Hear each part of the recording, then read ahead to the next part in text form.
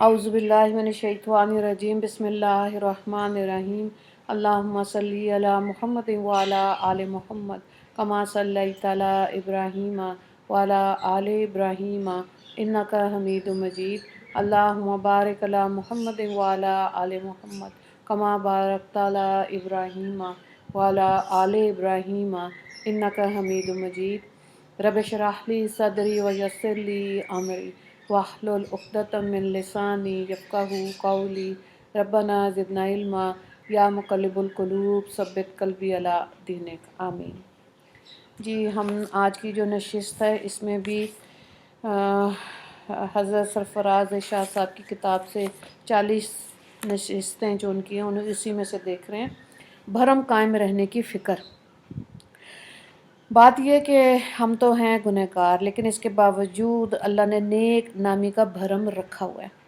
जिस इंसान को अपने इस भरम का बोझ महसूस हो वो क्या करे। तो हज़रत साहब लिखते हैं कि ये मुकाम शुक्र है कि अल्लाह ताला अपने बंदों का भरम कायम रखता है। एक बंदा बहुत गुनहगार है और अल्लाह ताला ने उसके गुनाहों का पर्दा रखा हुआ है, उसको अपनी मखलूक में मकबूल कर देता है। ये मुकाम खौफ भी है और मुकाम शुक्र भी है। खौफ ये कि अल्लाह ताला इस भरम को कायम ही रखे, तोड़ ना दे, है ना।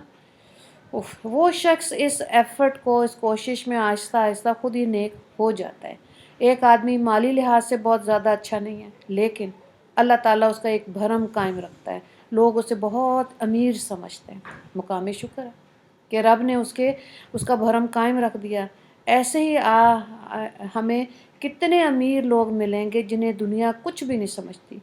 ऐसे बहुत से लोग आपकी नज़रों से गुज़रे होंगे जिनके पास अल्लाह का दिया बहुत होता है, लेकिन उनको ये तौफीक नहीं होती कि अच्छा खा लें, अच्छा पहन लें।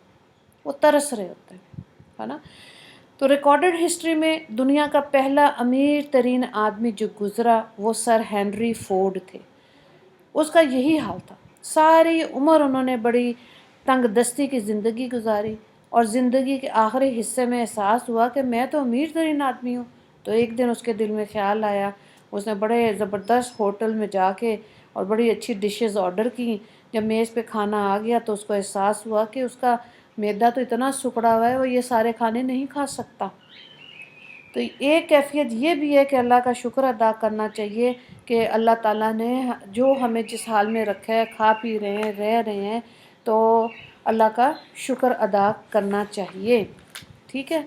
फिर अब आप देखें कि अगर खाने की बात हो रही है तो नाश्ता कैसा होना चाहिए। तो अंग्रेज़ तो अपने अंदाज़ में बात करता है, उसके यहाँ तो सीरियल्स हैं, ऑरेंज जूस है, एक गिलास नाश्ते का लाजमी जुज़ है। डबल रोटी, अंडे हो गए, है ना, जैम हो गया, मक्खन हो गया, सब उसके नाश्ते का हिस्सा है। तो अंग्रेज़ के नज़दीक ये बादशाहों वाला नाश्ता है।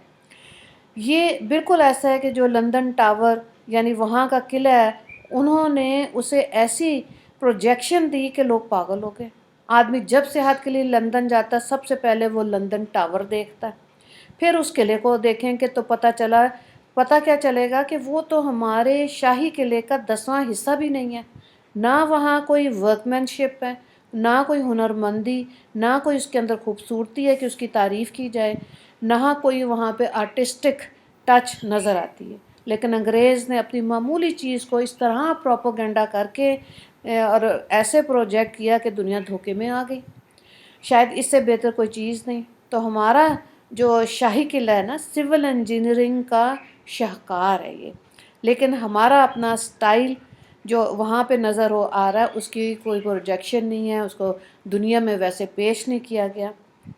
अंग्रेज़ जिसको बादशाहों वाला नाश्ता कह रहा है उसके नज़दीक वो यकीनन बादशाहों वाला होगा उसके नज़दीक। बहरहाल नाश्ता देर हज़म होना चाहिए और ऐसा होना चाहिए जिससे हमें तवानाई मिले, क्योंकि पूरा दिन गुजारना है। तो इसीलिए उलमा कराम भी कहते हैं और न्यूट्रिशनिस्ट भी कहते हैं, डाइटिशियनिस्ट भी यही कहते हैं कि नाश्ता अच्छा खाएं आप, यानी और उसके बाद फिर क्या चीज़ है कि दूसरी चीज़ है कि रात का जो खाना है ना वो कोशिश करें मगरिब के फ़ौरन बाद, ताकि इशा तक वो हज़म हो जाए, और यही सबसे बेहतर है। अब देखें कि अगर मैदे कमज़ोर हैं और इंसान मगरिब के बाद खाएगा, चले फिरेगा, तो उतनी गैस नहीं बनती इंसान के जिस्म में, ورنہ عشاء کے بعد کھا لیا، تھوڑا سا کام کیا، لیٹ گئے، نہ وہ ہضم ہو رہا ہوتا ہے، نہ کروٹ لی جا رہی ہوتی ہے، بڑا مشکل ہوتا ہے۔ تو ہمارے دین اسلام میں بھی 2 وقت کی ہی روٹی ہے، 2 وقت کا کھانا۔ اگر تو ہم اس کو اپنے آپ کو اس کے مطابق لے آئیں گے تو ہماری صحت کا بہترین حصہ جو ہے نا، جو عمر کا آخری حصہ ہوتا ہے جس میں اور بہت سی بیماریاں ہوتی ہیں، اس میں وہ انسان کے لیے صحت و شفا بن جاتی ہے۔ اسی لیے کئی لوگ دیکھیں جو کم کھا رہے ہوتے ہیں ان کی زندگیاں زیادہ لمبی ہوتی ہیں، اور انسانی صحت جو ہے اس کے لیے جو حجامہ ہے، حجامہ بہترین طریقہ علاج ہے، اور یہ چاند کی تاریخوں میں ہوتا ہے، اس لیے یہ بھی ضرور کرانا چاہیے۔ ایک تو سنت پوائنٹس ہوتے ہیں، اور کچھ ہوتے ہیں جو واقعی میں جن بیماریوں کا علاج ہو سکتا ہے، جیسے گھٹنے کی درد ہے، شٹک ہے، اور کتنی پینز ہیں، ان سب کا علاج حجامہ میں ہے۔ تو حجامہ کو دیکھیں کہ اس کا طریقہ جو ہے نا یہ فرق رہا۔ ہندوستان میں تقریباً 3,500 سال سے یہ طریقہ رائج ہے۔ ہمارے ہاں حجامہ شیشے کے کپ کے ذریعے کیا جاتا ہے، جبکہ انڈیا کے اندر بکری کے چھوٹے سینگ لے کر اس میں چھوٹا سا پنچر کیا جاتا ہے، سینگ کو درد کی جگہ رکھ کر منہ کے ذریعے سے اس کو ہوا بھرتے ہیں، اس میں وہاں پر ویکیوم کریٹ ہو جاتا ہے، اس کے فوراً بعد وہاں پر کاغذ چپکا کر اسے سیل کر دیتے ہیں۔ اچھا، اب ویکیوم کے ذریعے نہ صرف اس نے گوشت کو پکڑا ہوا ہے بلکہ اتنا گوشت ابھرا کہ سینگ کے اندر آ جاتا ہے، اتنا ایریا سن ہو جاتا ہے۔ اس ایک طرح کا لوکل انیستھیزیا ہو گیا، ٹھیک ہو گیا۔ اب وہاں سے جو ہوتا ہے نا، اس جو سویل کی ہوئی جگہ ہوتی ہے وہاں سے ہلکا سا کٹ لگا کے جو گندا خون ہوتا ہے اس کو نکال دیتے ہیں، مریض کو آرام آ جاتا ہے۔ سعودی عرب بلکہ عرب دنیا میں یہ بہت عرصے پہلے رائج تھا، اب ختم ہو گیا۔ اب چینیوں نے اس کو نئے سرے سے انٹروڈیوس کیا ہے، اور وہ اس کو کیا کہتے ہیں، کپنگ، ٹھیک ہے۔ شیشے کا گول کپ ہوتا ہے، حجامہ کے لیے استعمال ہوتا ہے۔ حجامہ کا مقصد یہی ہے کہ جو فالتو خون ہے اس کو نکال دیا جائے اور انسان کی صحت اچھی ہو جاتی ہے۔ تو اس میں جو پریشر پوائنٹس ہوتے ہیں، جیسے بہت پرانے ویسے پہلے وقتوں میں جونکیں ہوتی تھیں، ٹھیک ہے۔ جونک کو کیا کرتے تھے، جس جگہ پہ پرابلم ہوتی تھی اس جگہ لگا دیتے تھے۔ جونک وہ خون وہاں جو گندا خون ہوتا تھا اس جگہ کا پی پی کے موٹی ہو جاتی تھی، تو جب موٹی ہو گئی تو پھر اس کو وہاں سے اتار دیتے تھے۔ تو یہ سنت طریقہ علاج ہے جو انسان کی صحت کے لیے بے حد اچھا ہے، تو اس کو بھی زندگی میں حجامہ ضرور کروانا چاہیے، یا کرواتے رہنا چاہیے، یا 1-2 دفعہ تو ضرور ہی کروا لینا چاہیے، ٹھیک ہے۔ پھر آپ دیکھیں بات آ رہی ہے کیلولا کی۔ کیلولا کا مطلب لمبی گہری نیند نہیں ہے، بلکہ سپہر کے وقت 15-20 منٹ کا اونگنا ہے، ٹھیک ہے۔ اس کو کیلولا کہتے ہیں۔ یہ بھی ہمارے دین میں اس کی اہمیت بہت زیادہ ہے، خاص طر وہ لوگ جو تہجد کی نماز ادا کرنا چاہتے ہیں، کیونکہ تہجد کی نماز کے لیے نیند شرط ہے، نیند کو توڑ کے کھڑے ہوں گے نماز میں، وہ تہجد کہلاتی ہے، ٹھیک ہے۔ تو یہ جو ہے نا کیلولا، اس میں بہت مدد دیتا ہے انسان کو۔ انسان کا یہ ظاہر ہے 2 وقت کا کھانا، حجامہ، کیلولا، یہ ساری وہ چیزیں ہیں جو انسان کے لیے صحت ہے، اور صحت و توانائی ہے، ٹھیک ہے۔ آپ جاپان میں دیکھیں ان کے دفتروں میں، اسکولوں میں اصول ہے دوپہر کے وقت تھوڑی دیر وہ اپنی جو دفتر کا جو میز ہوتا ہے نا جہاں وہ کام کر رہے ہوتے ہیں اسی پہ سر رکھ کے تھوڑی دیر 20-25 منٹ سو جاتے ہیں، تو یہ اس کو کہتے ہیں انرجی نیپ بھی اس کو کہتے ہیں۔ اور رات کی نیند کے لیے کیا آتا ہے، 7-8 گھنٹے کی نیند جو ہے یہ پہلے کی تحقیق ہے، لیکن اب یہ آیا کہ ضروری نہیں ہے کہ لگاتار 8 گھنٹے سوتے جائیں سوتے جائیں سوتے جائیں۔ نارملی کیا ہوتا ہے کہ ہم 8 گھنٹے کی بات کر رہے ہیں، 6 گھنٹے میں اگر 5 گھنٹے میں نیند پوری ہو رہی ہے تب بھی بستر پہ لیٹے رہتے ہیں لیٹے رہتے ہیں لیٹے رہتے ہیں کہ 8 گھنٹے کب پورے ہوں گے۔ تو کوشش کیا کریں کہ جب نیند پوری ہو گئی ہے تو بس اٹھ کے اپنی زندگی کے کاموں میں مصروف ہو جائے۔ آپ صلی اللہ علیہ وآلہ وسلم کی زندگی کا کوئی بھی ایسا پہلو نہیں جو ہمارے لیے کوئی مثال قائم نہ کرے۔ ہم قرآن احکامات کی عملی تصویر دیکھنا چاہتے ہیں تو ہم آپ صلی اللہ علیہ وآلہ وسلم کی ذات کو دیکھ سکتے ہیں، جس کو ہم سنت بھی کہتے ہیں۔ جب ہم آپ صلی اللہ علیہ وآلہ وسلم کی 63 سالہ زندگی پر نظر ڈالیں، مطلب 63، 63 نا کہ 64؟ تو آپ صلی اللہ علیہ وآلہ وسلم کی ریش مبارک میں غالباً 6 یا 7 بال سفید تھے، باقی سارے ان کے بال اور داڑھی کالی تھی۔ آپ صلی اللہ علیہ وآلہ وسلم کے آئی بروز اپنی قدرتی حالت میں تھے، آنکھوں میں چمک بے پناہ تھی، جسم مبارک بالکل سیدھا تھا، کمر میں جھکاؤ نہیں تھا۔ اس عمر میں اور اتنی پرمشقت زندگی گزارنے کے بعد آپ صلی اللہ علیہ وآلہ وسلم کی جسمانی زندگی قابل رشک تھی۔ یہ سادہ زندگی کا اعجاز تھا۔ ہمارے ہاں جو بیماریوں میں اضافہ ہے، اس کی 3 وجوہات ہیں۔ ایک تو آبادی میں اضافہ، دوسرا ہماری خوراک جس میں بہت زیادہ بیکری آئٹمز استعمال ہونے شروع ہو گئے ہیں جو کہ صحت کے لیے بہت نقصان دہ ہیں۔ اس کے ساتھ ساتھ ہماری زندگی سے جسمانی کھیل یعنی کہ ورزش کم ہو گئی ہے۔ تیسری وجہ یہ ہے کہ لوگوں نے ملنا جلنا چھوڑ دیا، جس کی وجہ سے جو کتھارسس ہے نا وہ نہیں ہو پاتا، لوگ ڈپریشن میں جاتے ہیں، پریشانی میں مبتلا ہوتے ہیں۔ ہمارے بڑوں نے اپنے خاندان کی خوشی غمی کو نبھایا، آپس میں ملتے تھے، اور اس میں برکت ہوتی ہے، اور وہ برکت جو ہے انسان کی روح اور دل پر سما جاتی ہے۔ تو اس لیے یہ بہت اچھا امپیکٹ ہے، جس سے آج کل جو ہمارے بچے ہیں نا ان کو دیکھ کے خوف آتا ہے کہ پتہ نہیں انہوں نے آپس میں بھی ملنا ہے کہ نہیں۔ تو بھرم تب بھی قائم رہتا ہے کہ جب انسان اپنے معاملات کو، حقوق العباد کو ذرا فکر سے دیکھے اور عمل کرے۔ اگر ہم چاہتے ہیں کہ ڈاکٹر سے دور رہیں تو کوئی نہ کوئی مشغلہ اپنائیں۔ ہمارے نظام ہضم کی بیماری کی وجہ سے بہت سے مسائل جنم لیتے ہیں۔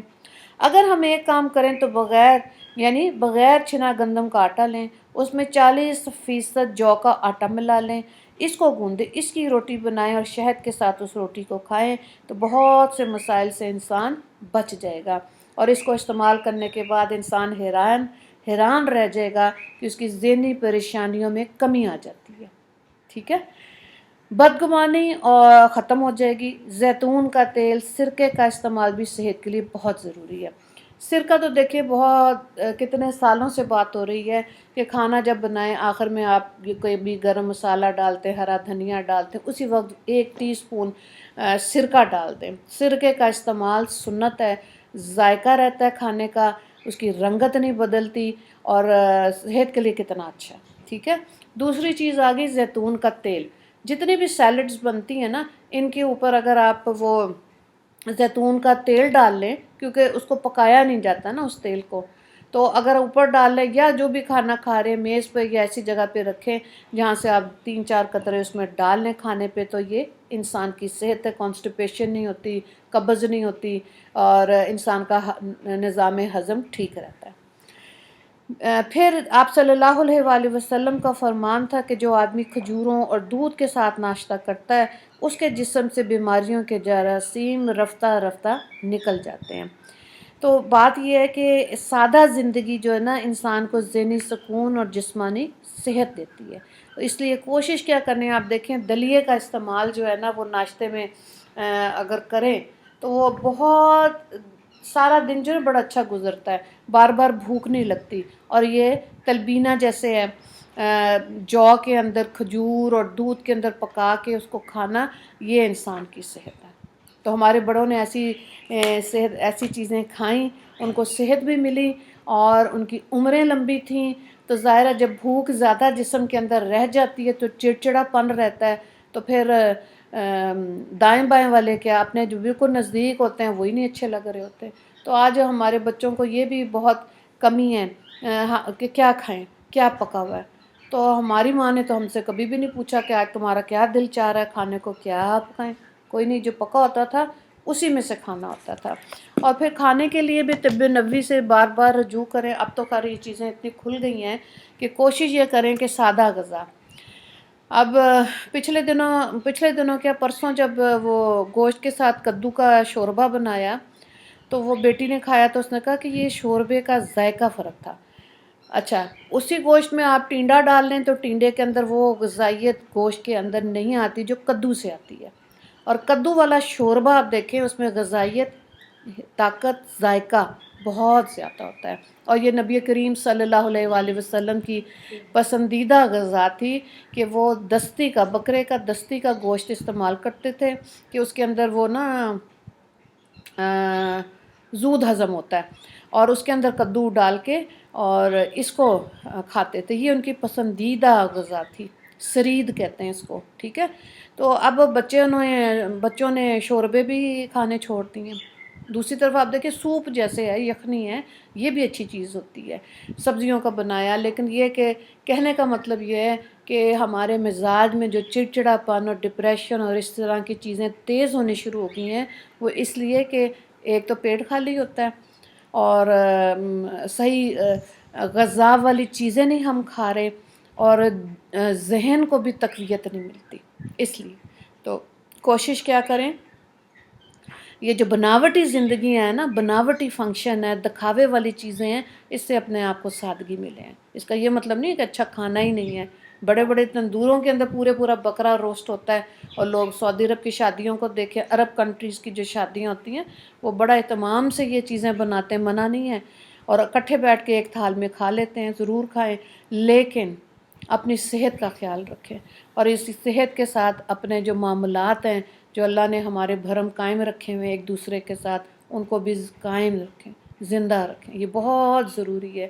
اکیلا انسان کبھی بھی نہیں سروائیو کرتا۔ اسی لیے جو ہم نے بچوں کو علیحدہ علیحدہ کمرے دے دیے ہیں نا، تمہارا یہ تمہارا وہ، شادی سے پہلے، اس سے بھی نقصان یہ ہے کہ یہ جوائنٹ فیملی سسٹم میں بچے اکٹھے رہنا نہیں چاہتے، کہ سب کو یہی ہے اکیلا اکیلا رہو، تو اس کا فائدہ کوئی نہیں، کیونکہ اللہ نے تو ہمیں کیا بنایا ہے، ایک سوشل اینیمل بنایا ہے نا، کہ ہم مل جل کر ہی رہیں گے، اسی کے اندر برکت بھی ہے، ذہنی سکون بھی ہے، اور ظاہر جنت آسان مجھے اس لیے لگتی ہے کہ جوائنٹ فیملی میں، کہ نا ساروں کے ساتھ جو ہے نا اپنے معاملات، انسان فکر سے زبان کو بھی استعمال کر رہا ہوتا ہے، اور اپنے معاملات کو بھی فکر سے ٹھیک رکھنے کی کوشش کرتا ہے۔ تو اللہ تعالی ہمیں صحیح معنی میں دین کی سمجھ عطا فرمائے۔